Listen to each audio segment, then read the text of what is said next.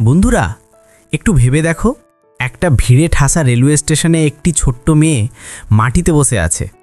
তার হাতে একটা পলিশের ডিব্বা, চোখে নিষ্পাপ ভাব আর পায়ে ছেঁড়া ফাটা চটি।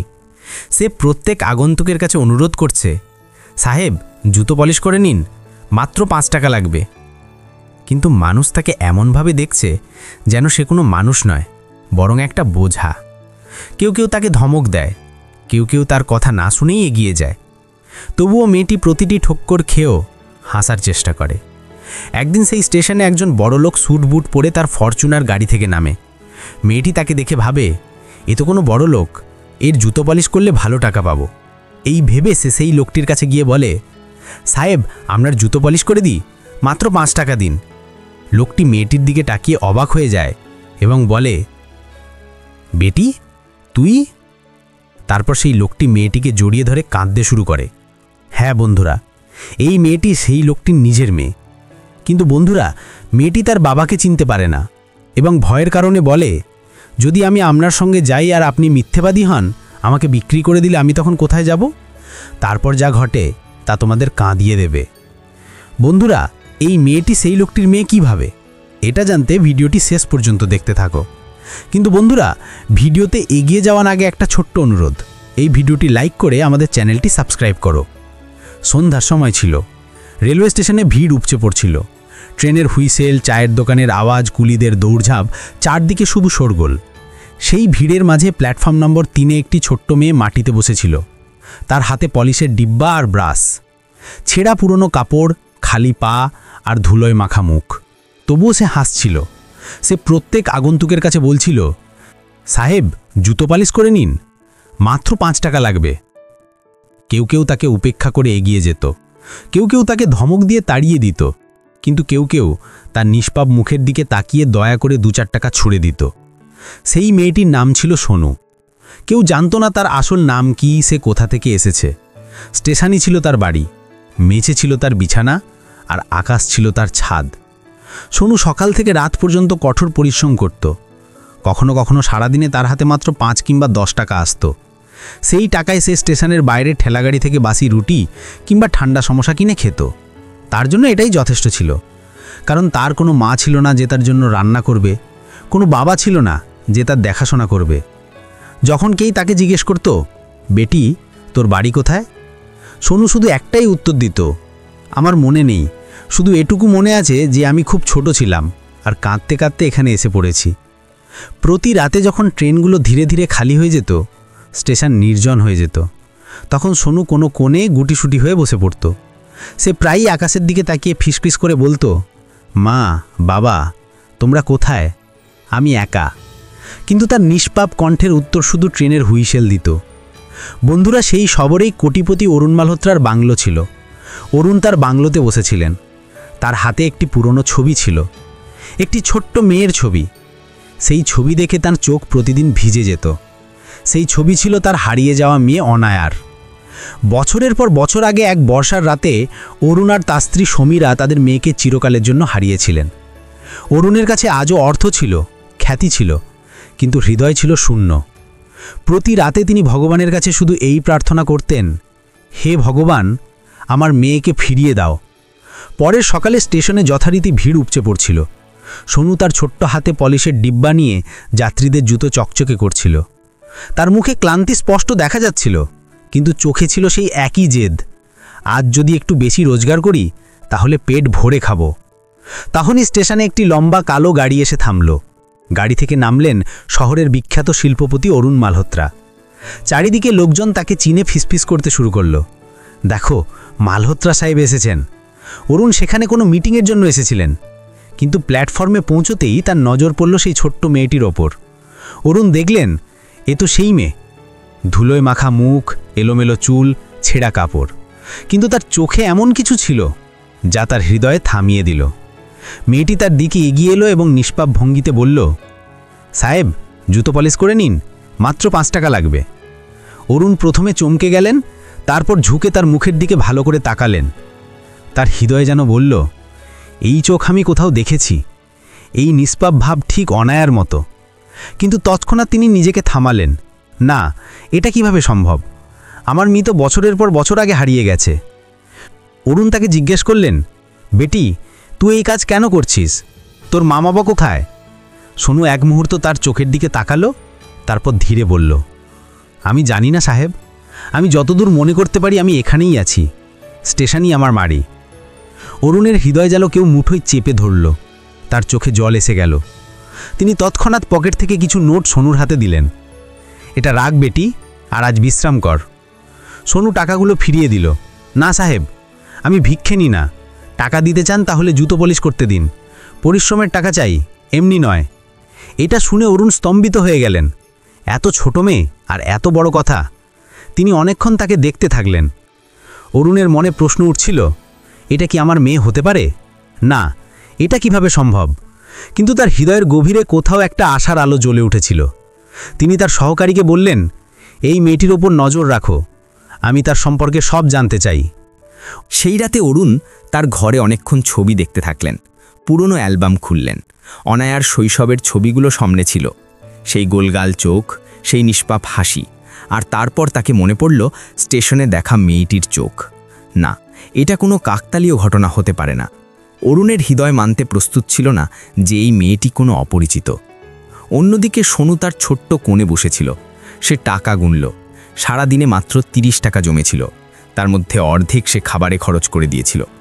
বাকি টাকা সে একটা পুরনো ডিব্বায় রাখল, যেখানে সে প্রতিদিন একটু একটু করে জমাতো। তার স্বপ্ন ছিল, একদিন আমি পড়াশোনা করব আর বড় কিছু করব। কিন্তু সে কি জানত যে তার আসল পরিচয় তার থেকেও অনেক বড়। কয়েকদিন পর অরুণ আবার স্টেশনে এলেন। মেয়েটি আবার সেখানে ছিল, মানুষের জুতো চকচকে করছিল। এবার অরুণ তার জুতো এগিয়ে দিলেন। সোনু ঝুঁকে সেগুলো পলিশ করতে লাগলো। অরুণ তাকে গভীরভাবে দেখছিলেন। যতবার সোনু ঝুঁকে ব্রাশ চালাতো, তার চুলের গোছা মুখের উপর পড়ত। সেই দৃশ্য অরুণের হৃদয় ছিন্ন ভিন্ন করে দিচ্ছিল। তিনি ধীরে জিজ্ঞেস করলেন, বেটি তোর নাম কি? সোনু হেসে উত্তর দিল, সোনু। অরুণ থমকে গেলেন। সোনু? অনায়াকেও আমরা স্নেহেই নামে ডাকতাম। তার চোখ ভিজে গেল, হৃদয়ের ধুকপুকানি বেড়ে গেল। তিনি কাঁপা ঠোঁটে জিজ্ঞেস করলেন, বেটি তোর নাম সোনু? কে রেখেছে এই নাম? মেয়েটি নিষ্পাপ হাসি দিয়ে বলল, জানি না সাহেব, যখন থেকে হুঁশ ফিরেছে সবাই আমাকে সোনু বলে ডাকে। আমার আসল নাম কেউ কখনো বলেনি। এটা শুনে অরুণের পায়ের তলায় মাটি সরে গেল। তার কানে যেন কেউ বোমা ফাটালো।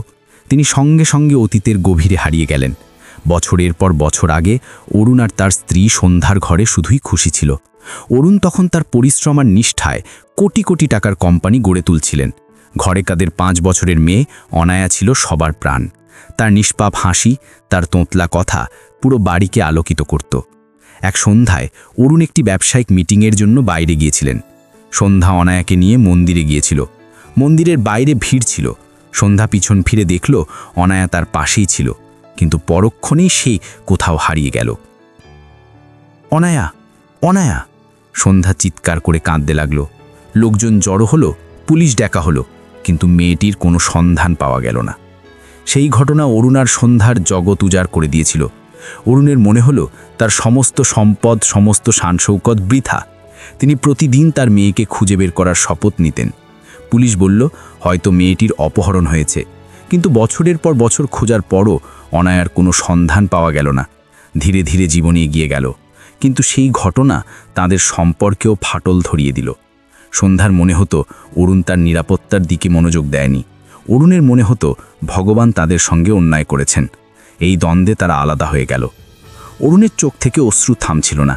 তিনি কাঁপা হাতে মেয়েটির মুখ ধরলেন। বেটি, তোর কাছে কোনো পুরনো ছবি আছে?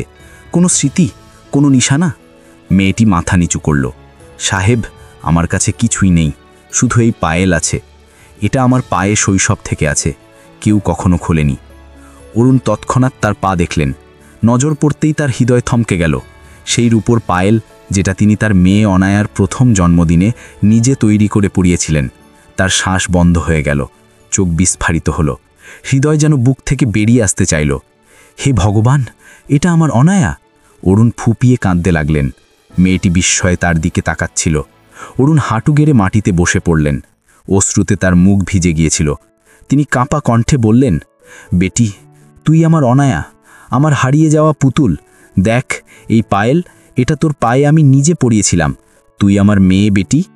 মেয়েটির নিষ্পাপ চোখে বিভ্রান্তি ছিল। সে ধীরে ধীরে পিছিয়ে গেল। না না সাহেব, আপনি ভুল করছেন। আমি অনায়া নই। আমি তো শুধু শোনু। ট্রেনের কামরায় জুতো পলিশ করে পেট ভরি। আমার তো কোনো মা বাবা নেই। এটা শুনে অরুণের হৃদয় আরও ভেঙে গেল। তিনি হাত জোড় করে বললেন, বেটি, তুই আমাকে চিনতে পারছিস না, কিন্তু আমি তোকে আমার রক্তে মাংসে চিনি। তোর মুখের প্রতিটি নিষ্পাপ ভাব আমার চোখে বসে আছে। ভিড় ধীরে ধীরে জমতে লাগলো। লোকজন তামাশা দেখতে শুরু করলো। কেউ বলছিল, আরে এ তো কোটিপতি সাহেব আর একটা জুতো পলিশ করা মেয়ের জন্যে কাঁদছে। কেউ বলছিল, হয়তো সত্যিই এটা তার হারিয়ে যাওয়া মেয়ে। কিন্তু মেয়েটি ভয় পেয়ে গেল। সে হাত ছাড়িয়ে নিয়ে কাঁপা কণ্ঠে বলল, না, আমাকে যেতে দিন। আপনিও সবার মতো। প্রথমে সবাই ভালোবাসা দেখায়, তারপর মারধর করে। আমাকে আমার হালে ছেড়ে দিন। এটা শুনে অরুণের হৃদয় যেন হাজার ছুরি চলল। তার চোখ স্থির হয়ে গেল। তিনি মেয়েটির মুখ ধরার চেষ্টা করলেন, কিন্তু মেয়েটি দ্রুত দৌড়ে স্টেশনের ভিড়ে মিশে গেল। অরুণ মাটিতে বসে পড়লেন। তার ঠোঁট থেকে শুধু একটি নাম বের হচ্ছিল, অনায়া, অনায়া। সেই রাতে অরুণ শান্তিতে ঘুমোতে পারলেন না। বারবার সেই মুখ তার চোখের সামনে ঘুরছিল। সেই নিষ্পাপ হাসি, সেই পায়েল, সেই নাম সোনু। তার মনে কোনো সন্দেহ ছিল না, এই মেয়েটি আমার অনায়াই। এখন পুরো দুনিয়া আমাকে পাগল বললেও আমি তাকে ঘরে ফিরিয়ে আনব। সকাল হতেই অরুণ স্টেশনের দিকে রওনা দিলেন। সারা রাতের অস্থিরতায় তার চোখ ফুলে গিয়েছিল, কিন্তু হৃদয়ে এক অদ্ভুত শক্তি ছিল। ভিড়ে ঠাসা প্ল্যাটফর্মে তিনি চারদিকে চোখ বোলালেন। কোথায় গেল সে? এটা কি স্বপ্ন ছিল? কিছুক্ষণ পর তিনি দেখলেন সেই মেয়ে কি কোণে বসে আছে। ছেঁড়া পুরনো কাপড়, ধুলোয় মাখা মুখ আর ছোট্ট হাত দিয়ে সে জুতোয় ব্রাশ চালাচ্ছিল। অরুণের চোখে চমক এলো। তিনি দৌড়ে তার কাছে পৌঁছলেন। অনায়া, বেটি। মেয়েটি ঝট করে মাথা তুলে অরুণের দিকে তাকালো। তার মুখে ভয় আর রাগ দুটোই ছিল। আবার আপনি এসেছেন? আমার পিছু কেন নিচ্ছেন? আমি তো বলেছি আমি আপনার মেয়ে নই। অরুণ তার সামনে হাত জোড় করলেন। বেটি, একবার আমার কথা মান। যদি তুই আমার অনায়া না হস, আমি কসম খাচ্ছি তোকে আর কখনো বিরক্ত করব না। শুধু আমাকে সত্যিটা জানতে দে। মেয়েটি চুপ করে গেল। তার নিষ্পাপ চোখে এক অদ্ভুত ক্লান্তি ছিল। সত্যি? কোন সত্যি? আমি তো আমার আসল নামও জানি না। যারা আমাকে মানুষ করেছে তারা শুধু বলেছে আমাকে রেলওয়ে প্ল্যাটফর্মে একা পড়ে থাকতে দেখা গিয়েছিল। হয়তো আমার মা বাবা আমাকে ফেলে চলে গেছে। এটা শুনে অরুণের চোখে আবার অশ্রু এলো। না বেটি, তোর মা বাবা তোকে খুব ভালোবাসত। তারা তোকে কখনো ফেলে যেতে পারে না। তুই হারিয়ে গিয়েছিলি, আর আজ পর্যন্ত আমি তোকে খুঁজছি। ভিড় আবার জমতে শুরু করলো। লোকজন ফিসফিস করছিল, এই কোটিপতি তো সত্যি পাগল হয়ে গেছে মনে হয়। না ভাই, ওর চোখ দেখ। কোনো বাবা এমন মিথ্যে কান্না কাঁদে না। অরুণ মেয়েটিকে ধীরে বললেন, তুই যদি চাস আমরা টেস্ট করাতে পারি। ডিএনএ টেস্টে সব প্রমাণ হয়ে যাবে। আর যদি তুই আমার মেয়ে না হস, আমি তোর কাছে কখনো কিছু বলবো না। কিন্তু যদি তুই আমার অনায়া হস, তবে আমি তোকে এই নরক থেকে বের করে আমার ঘরে নিয়ে যাব। মেয়েটির হৃদয় হলচল শুরু হলো। সে চুপচাপ অরুণের দিকে তাকিয়ে রইল। সে জীবনভর কাউকে নিজের বলার সুখ পায়নি, কিন্তু তার মনে ভয়ও ছিল। যদি এই লোকটি মিথ্যেবাদী হয়, যদি তাকে ধোঁকা দিয়ে বিক্রি করে দেয়। সে ধীরে বলল, যদি আমি আপনার সঙ্গে যাই আর আপনি মিথ্যেবাদী হন, তবে আমি কোথায় যাব? অরুণ তার মুখ ধরে বললেন, বেটি, আমি ভগবানের কসম খেয়ে বলছি, আমি তোকে কখনো ধোঁকা দেব না। তুই যদি আমার মেয়ে না হস, তবুও আমি তোকে আমার মেয়ে করে রাখব। এটা শুনে মেয়েটির চোখ ভিজে গেল। সে জীবনে প্রথমবার কারো কণ্ঠে সত্যি আর বেদনা অনুভব করল। সে কাঁপা কণ্ঠে বলল, সাহেব, আমি জানি না আমি সত্যি আপনার মেয়েটি না, কিন্তু প্রথমবার কেউ আমাকে আপনার মতো দেখেছে। প্রথমবার কেউ বলেছে যে সে আমাকে কখনো ছেড়ে যাবে না। অরুণ তার হাত ধরলেন। অনায়া, তুই মান বা না মান, কিন্তু আমার হৃদয় বলছে তুই আমার হারিয়ে যাওয়া মেয়ে। চল আমার সঙ্গে, সত্যিটা আমরা একসঙ্গে জানব। মেয়েটি ধীরে ধীরে মাথা নিচু করে রাজি হলো। অরুণ তাকে তার গাড়ি পর্যন্ত নিয়ে গেলেন। ভিড় তখনও দাঁড়িয়েছিল। কেউ কেউ দোয়া দিচ্ছিল, কেউ কেউ সন্দেহের দৃষ্টিতে দেখছিল। গাড়িতে উঠতেই মেয়েটি জানালা দিয়ে বাইরে তাকাতে লাগল। তার চোখে ভয় ছিল আর এক অদ্ভুত আশাও ছিল। পথে অরুণ তাকে দেখতে থাকলেন। তার চোখে শুধু একটা ইচ্ছা ছিল, যত তাড়াতাড়ি সম্ভব প্রমাণ হোক যে সে সত্যি তার অনায়া। গাড়ি হাসপাতালের গেটে থামতেই মেয়েটি ধীরে অরুণের হাত ধরল। যদি আমি আপনার মেয়ে হই, তবে আপনি আমাকে কখনো ছেড়ে যাবেন না, তাই না? অরুণের চোখ ভিজে গেল। তিনি তার কপালে চুমু খেয়ে বললেন, বেটি, যদি তুই আমার অনায়া হস, আমি তোকে কখনো আমার দৃষ্টির বাইরে যেতে দেব না। আর যদি তুই আমার অনায়া না হস, তবুও আমি তোকে আমার মেয়ে করে রাখব। এটা শুনে মেয়েটির চোখ থেকে অশ্রু ঝরল। সে প্রথমবার তার হৃদয় থেকে হাসল। অরুণ তার মাথায় হাত বুলিয়ে বললেন, এখন যা হবে আমরা একসঙ্গে মোকাবিলা করব। হাসপাতালে টেস্টের জন্য স্যাম্পেল দেওয়া হলো। অরুণের হৃদয় ধুকফুক করছিল। ঘড়ির প্রতিটা সেকেন্ড তার কাছে যুগের মতো লাগছিল। অবশেষে রিপোর্ট এলো।